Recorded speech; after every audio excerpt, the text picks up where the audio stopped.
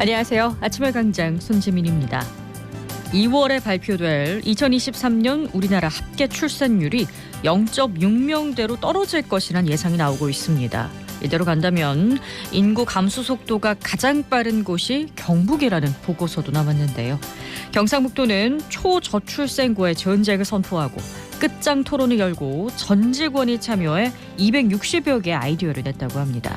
어떤 해법들이 나왔는지 오늘 인터뷰에서 이야기 들어봅니다. 1월 24일 수요일 아침의 광장, 오늘도 시사 비타민 알차게 챙겨드립니다. 이 시각 교통 상황과 날씨부터 알아보죠. 서유리 리포터. 네, 출근길 앞산 순환도로 상동교 방향 남부도서관 조금 지난 지점에서 밀리기 시작합니다. 호국로 구구터널에서 도곡내거리 방향은 도곡내거리 신호 2번 받고 이동하고요. 중앙대로 도청교에서 성북교 교차로 방향 좌회전 차량 도청교 신호 2번 생각하셔야겠습니다. 송현로 월천역 내거리에서 청소년 수련원 교차로 방향은 정체 이어지고 있고요. 옥산로 원대호 거리에서 북구청 내거리 방향, 북구청 내거리 신호 역시 2번 정도는 생각해 주셔야겠습니다. 대학로 복현호 거리에서 경북대학교 서문삼거리 방향은 경북대학교 서문삼거리 신호 2번 받고 지나고요. 명동로 위는 사고 소식 있습니다. 건들바위 내거리에서 명동 내거리 방향, 건들바위 내거리 300m 지난 지점 3차로입니다. 승용차 2대 추돌 사고 발생했고요. 건들바위 내거리에서 명동 내거리 쪽 지나신다면 3차로 피해서 2차 사고 나지 않게 안전하게 지나시기 바랍니다. 오늘은 어제보다 추워졌습니다. 대구 경북 아침 기온 영하 18도에서 영하 8도 분포 보이고요. 대구 군위와 일부 경북 내륙 쪽은 한파특보 발효 중입니다. 바람도 강하게 불어서 체감 온도는 5에서 10도가량 더 낮겠으니까요. 어린이와 노약자는 가급적 야외 활동을 자제하시는 게 좋겠습니다. 오늘 낮 최고 기온은 영하 5도에서 영상 1도 사이 예상되고요. 미세먼지 농도는 좋음 수준으로 대기질 깨끗합니다. 대구의 현재 기온 영하 7.9도, 습도 57%입니다. 지금까지 서유리였습니다.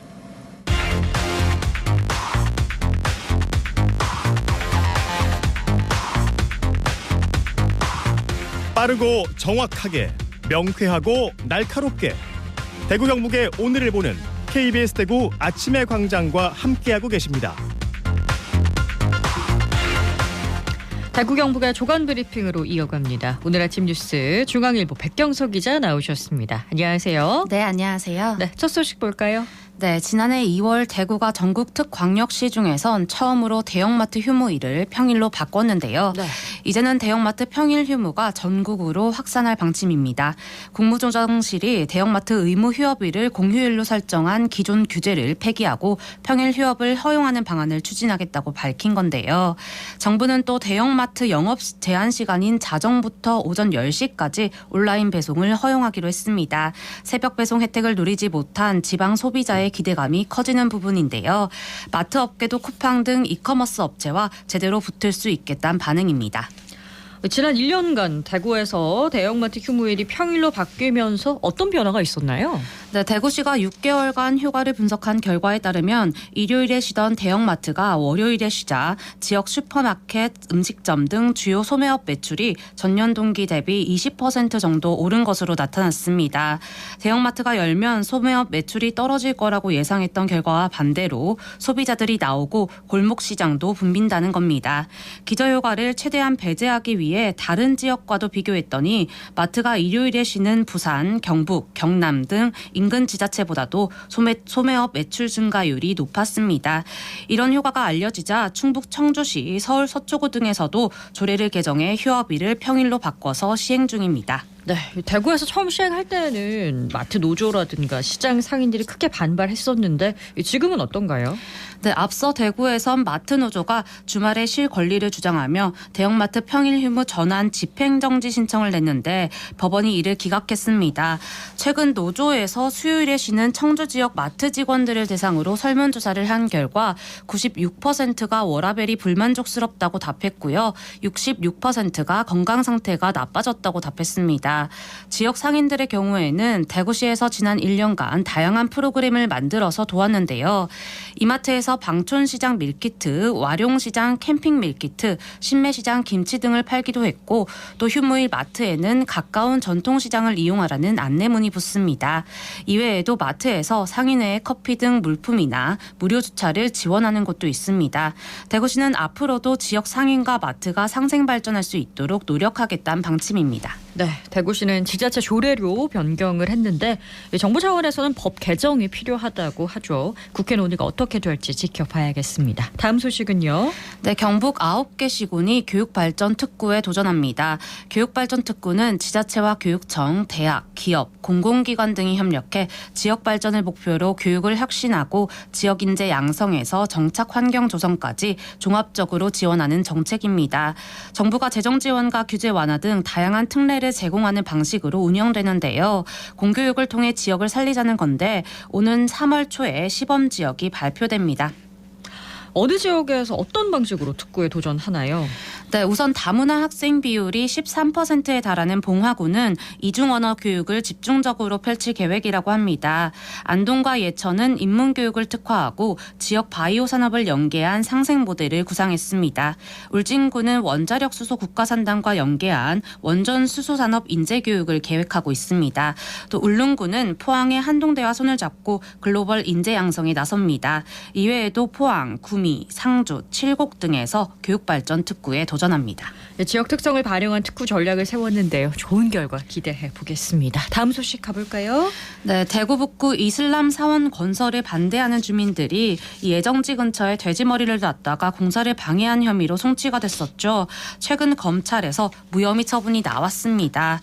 주민들은 어제 북구청 앞에서 기자회견을 열고 돼지머리를 놔뒀다고 업무방해 혐의를 받았는데 억울함이 풀렸다면서 사원을 다른 곳에 지으라고 요구했습니다.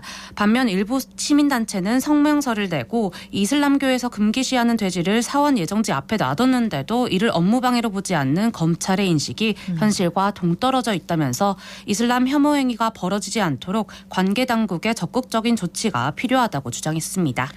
네, 현재 공사는 중지된 상태인데요. 앞으로 좀 더 지켜보도록 하겠습니다. 오늘 아침 뉴스 중앙일보 백경서 기자였습니다. 고맙습니다. 고맙습니다. 안녕하세요. 대구 가톨릭대학교 소속의 하모니카 연주단 맑은 소리 하모니카 앙상블의 단원 대표인 표형민입니다. 2009년에 특수학교인 대구 성보학교에서 장애 학생들의 삶의 즐거움을 느끼고 심폐호흡 기능 향상을 위하여 만들어진 동아리가 이제는 직업이 되어서 1000회 이상의 공연과 미국, 일본, 최근에는 또 우즈베키스탄까지의 해외 순회공연도 다녀올 수 있었습니다. 저희 노봉남 당장님께서 당시 동아리를 만드시고 단원 모집을 하시면서 여러 학생들에게 권유를 많이 하셨는데요. 저는 단장님의 강력한 사랑으로 하모니카 동아리에 들게 되었습니다. 사할린에서 강제로 추방된 고려인 1, 2세대의 어르신들께서 요양보호되고 있는 아리랑 요양원에 방문하여서 고국의 따뜻한 음악을 들려드렸고 곡 중에 트로트를 했었는데 즐거워하는 표정이 되게 기억에 남아요. 함께 박수도 쳐주시고 노래도 따라 불러주시고 행복했던 그런 표정이 저희들에게 너무 힘이 되었습니다. 다가오는 4월에 우즈베키스탄의 초청으로 세계 예술 페스티벌에 참여할 계획이 있는데 좋은 성과를 거두어서 더 넓은 세상을 경험할 수 있는 계기가 되었으면 좋겠습니다. 맑은 울림 행복한 동행이라는 슬로건 아래 장애, 비장애 구분 없는 아름다운 세상을 만들고자 저희 앙상블은 오늘도 노력 중입니다.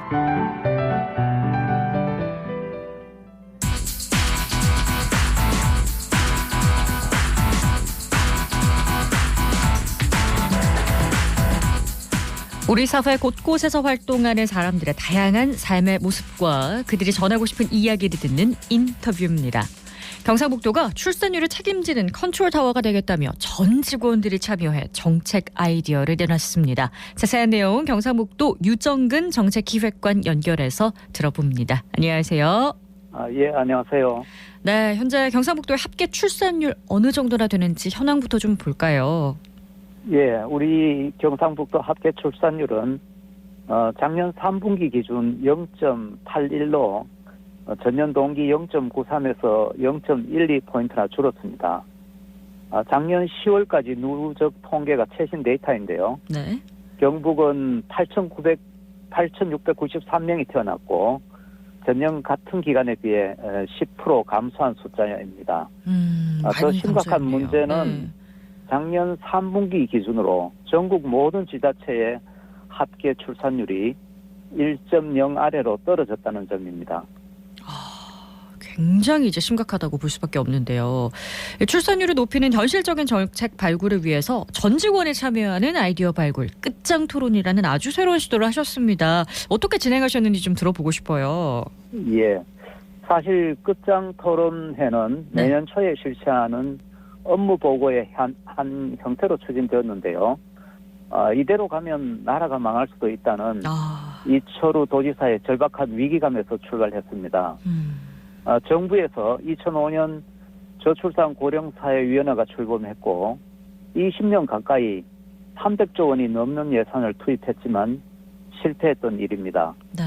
오히려 현장을 가장 잘 아는 지방정부 차원에서 다양한 실험을 통해 해법을 제시할 수도 있다는 생각이었고 결국 저출생의 해법은 지방으로 인구가 분산되어 수도권 중심의 경쟁사회가 해체되고 국민들이 경쟁의 피로감에서 해방되어야 가능할 수 있다는 생각에서 시작되었습니다. 주무부서도 많은 고민을 했지만 네. 직접 아이를 기르고 결혼을 앞둔 청년 공무원들이 고민했던 결과물들을 모아보자는 취지에서 시작되었습니다. 열흘 넘게 실국장 중심으로 아이디어 회의를 했고 점심시간 이야기 주제도 저출생 문제가 될 만큼 열띤 토론을 거쳐서 네. 266개의 아이디어가 모였고 제안자가 직접 발표하고 전문가의 이야기를 듣는 시간을 가졌습니다. 네. 최근에 국토연구원이 내놓은 보고서를 보니까요. 첫 아이 출산에는 집, 둘째 아이는 사교육비 영향이 크다는 응답이 있었습니다. 경상북도 직원들의 생각은 어땠는지 궁금한데요. 예, 우선 보금자리가 있어야 결혼을 하고 네. 아이를 낳는다는 측면에서는 맞는 이야기고요. 네. 많은 직원들도 동의를 하고 있습니다. 다만 보금자리도 사회생활을 처음 시작하는 청년들이 저렴한 비용으로 살면서 미래를 위해 재산을 축적할 수 있는 기회를 보장해주는 주택이 되어야 한다는데 인식을 같이 하고 있습니다. 사교육비도 마찬가지입니다. 아이를 제대로 키우기 위해 부담이 되는 사교육비도 덜 드는 구조를 만들어 줘야 합니다. 이를 위해 직원들은 아이가 태어났을 때부터 일정 금액을 공공과 함께 적립하고 목돈이 필요할 때 찾을 수 있는 공제제도를 아이디어로 제시했습니다. 공제제도 아이디어. 아주 괜찮아 보이는데요. 돌봄 문제 관련해서는 어떤 아이디어들이 나왔을까요? 예, 큰 흐름에서 보면 공동체 중심의 돌봄입니다. 서울로 올라간 우리 지역의 청년들은 네. 공동체의 도움 없이 홀로 아이를 낳고 키워가는 모습들을 볼 수 있습니다. 일도 하면서 육아를 한다는 게 말처럼 쉬운 일이 아니죠. 네. 대안으로 공동체가 형성된 말단이 아파트 단지 단위로 아이 돌봄 시범타운을 만들자는 구상이 제안되었습니다. 아이 돌봄 시범타운은 가령 아파트 1층 전체를 돌봄 시설로 만들어 어린이집, 유치원 그리고 점심과 저녁 식사를 해결할 수 있는 공동급식소 등이 통합되어 하루 종일 돌봄이 가능한 환경을 만드는 것입니다. 이 접근성 부분에서는 굉장히 칭찬받을 만한 시범 사업이 될 것 같습니다. 이제 결국 주거와 온종일 돌봄 지원을 결합하자는 제안인데요. 시범 타운 이거 실제 정책으로 구체화가 될까요? 예, 현재는 아이디어 차원에서 제시되었습니다. 네. 우리 경상북도 저출생 극복 태스크포스를 통해서 세련되게 가다듬는 작업을 진행할 계획입니다. 이철우 도지사께서는 네. 미래 세대를 위해 빚을 내는 것도 마다하지 않겠다고 말씀하셨습니다. 네. 우리 추경을 통해 관련 정책들을 패키지로 묶는 시범 사업들이 구체화될 수 있을 것으로 전망합니다. 네. 추경 언급까지 하셨고 이제 예산에 반영하겠다 약속도 들었는데요. 자, 인천시가 새해 들어서 아이가 태어나면은 18세가 될 때까지 1억 원을 지원하는 정책을 내놔서 주목을 많이 받았습니다. 현재 경상북도의 차별화된 정책 어떤 게 있나요? 경북은 현재 아이 돌봄 서비스 부모 부담금을 네. 90%까지 지원하는 전국에서 유일한 광역지자체입니다. 네. 아이가 아플 때 맞벌이 부모들이 가장 힘들다고 하는데요. 네. 아픈 아이 긴급 돌봄 서비스를 또 운영하고 있습니다. 특히 맞벌이 가정에서 아픈 아이가 발생했을 때 전담 돌봄사가 감기 같은 경증의 병원 진료에 대해 직접 아이를 찾아가 병원까지 동행해주고 기각까지 시켜주는 서비스를 작년 9월부터 시행했습니다. 네. 특히 소득에 관계없이 맞벌이 가정이면 만 4세부터 초등학생까지 서비스를 제공받을 수 있습니다. 네, 전담 돌봄사가 병원까지 동행하는 서비스 같은 경우는 많은 맞벌이 가정에서 칭찬을 받은 정책이라고 제가 들었습니다. 그리고 또 경북에는요, 외국인이 굉장히 많은 편이거든요. 혹시 네, 그렇죠. 그 외국인 출산 지원에 관한 건 혹시 어떤 얘기들이 나왔는지 궁금한데요. 외국인 출산 지원은 저희들이 네. 그 외국인 지원 센터를 네. 올해부터 설립하고요. 네. 또 우리 119에서도 긴급한 아이 돌봄이 필요할 때는 아이를 봐주는 그런 제도도 시행하고 있습니다. 네. 앞으로 우리 저출산 태스크포스 팀에서 외국인을 위한 정책들도 다듬어 가도록 하겠습니다. 네, 이번 끝장 토론에서 260여 개 아이디어가 나온 만큼 외국인을 관련한 정책까지도 포괄적으로 생각하고 있다는 점 저희가 알 수 있었는데요. 자, 이런 기존 정책들과 더불어서 새로운 정책을 통해서 자, 우리 지역 경북의 출산율을 어느 정도까지 올리겠다 목표는 어떻게 잡고 계세요? 예. 출산율 제고는 참 네. 어려운 문제인데요. 우리 경상북도에서 목표를 정했다고 또 쉽게 이루어질 수 있는 것은 아니라고 생각이 됩니다. 네. 중요한 것은 이 저출생의 흐름을 바꾸는 일이라고 생각합니다. 아이 낳고 키우는 일이 행복이 되고 네. 개인의 자아 실현을 위해서도 좋은 일이라는 인식이 확산되어야 젊은이들이 어느 정도 또 삶의 행복을 향유할 수 있는 환경을 만들고 네. 또 이 사람들과 여성들이 대접받을수록 해야 우리 출산율이 제고될 수 있지 않나 생각합니다. 그렇습니다. 아이 낳기 좋은 경북도 아이가 낳고 싶도록 만들어주는 경북을 꿈꾸게 되는데요. 자, 이번에 끝장 토론과 여러 아이디어를 내면서 국가 차원의 저출생 대책의 해법은 지방에서 찾아야 한다고 강조를 했습니다. 이게 어떤 근거인지 설명을 좀 해주시면요. 예, 서울의 출산율을 보면 네. 작년 3분기 기준으로 0.54로 전국 최저 수준입니다. 결국 지나친 경쟁 사회로 부동산 가격이 폭등하고 지방의 한 비수도권의 5배 정도 아파트 가격이 높잖아요. 네. 결국 결혼 문턱이 자체가 높아진다는 이야기가 될 수 있습니다. 따라서 우리 지방정부 단위에서는 국가 전체적으로 할 수 없는 다양한 정책 실험이 또 가능하고요. 특히 우리 경상북도가 하고자 하는 것은 저출생 극복을 위한 시범타운과 같은 일들을 국가 차원에서 지역 간 안배 등 문제로 할 수 없는 정책을 네. 추진하려고 하는 겁니다. 지방에서 정책 실험이 성공하면은 네.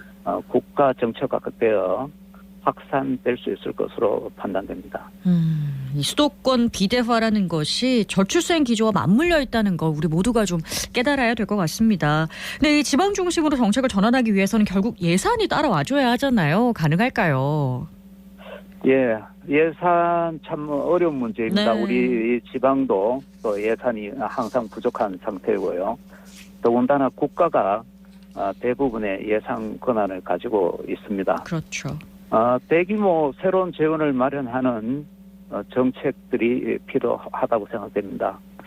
20여 년 전에 지역 균형 발전 특별 회계가 생겼듯이 아마 가칭 저출생 극복 특별 회계 같은 예산 제도도 고민해 볼 필요가 있다고 생각이 됩니다. 우리 지방 차원에서 무엇보다 의지가 중요하다고 생각이 됩니다. 저출생 극복은 미래 세대를 위한 일이다. 나아줄 수만 있다면 네. 빛내는 일도 마다하지 않겠다는 것이 우리 이철우 경북도지사의 의지입니다. 네, 우리 모두가 의지를 갖고 해 나가야겠습니다. 자, 오늘 경상북도 유정근 정책기획관과 이야기 나눴습니다. 고맙습니다. 감사합니다.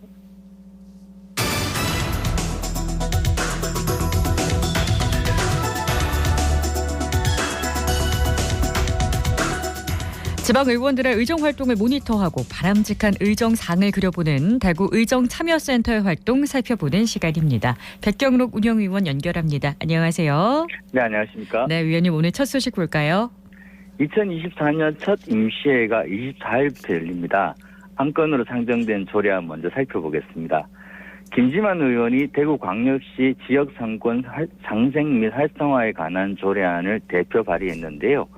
지역상권 상생 및 활성화에 관한 법률에 따라 대구시의 지역상생구역과 자율상권구역의 지정 및 운영에 관한 사항을 규정했습니다.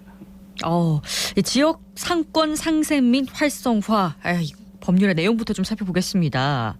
지역상권법이라고 하는데요. 네. 임대료가 급히 상승한 신도심을 지역상생구역으로, 상권이 쇠퇴한 구도심을 자율상권구역으로 지정해 정부와 지자체가 지원하는 법입니다.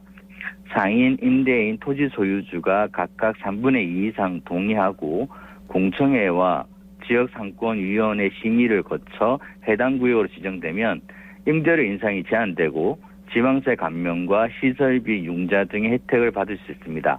법률이 만들어졌으니 조례가 만들어지는 게 당연한 수순입니다. 네, 지역 상권을 활성화시키자는 좋은 법입니다. 어떤 업종이 들어오게 되나요?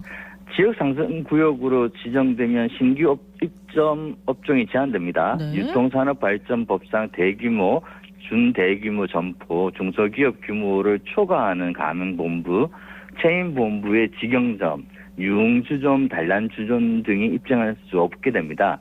평균 매출액이 중소기업 규모를 넘는 다이소나 스타벅스 등은 신규 출점이 제한될 수도 있습니다. 출점하려면 지역상인 전문가 등으로 구성된 지역상생협의체 협의와 지역상권위원회 심의를 거쳐야 합니다. 이 젠트리피케이션 방지법이 생각이 나는데요. 대기업이나 대형 프랜차이즈들이 들어오는 건 이 지역 상권법 취지에 맞지 않겠죠. 이게 무리라고 생각하시는 분들이 있는데요. 또 무리가 아니라고 하시는 분들도 있고요. 네. 쇠퇴한 상권을 어떻게든 지원을 늘려서 활성화시켜서 결국 대기업을 위한 정책이 되면 곤란하다는 이야기입니다. 네. 쇠퇴한 상권에 원래 살고 있던 분들이 좀 더 영업이 잘 되게 하기 위해서 하는 일인데, 조례가 제정되면 구역 지정을 통해 임대료의 과도한 인상이 억제되는 대신 세제 혜택과 시설비 지원의 확대가 가능하게 됩니다. 네, 이 조례 제정으로 지역 상권이 활력을 회복하는 계기가 되기를 기대해 보겠습니다. 다음으로 소개해 주실 조례안은요.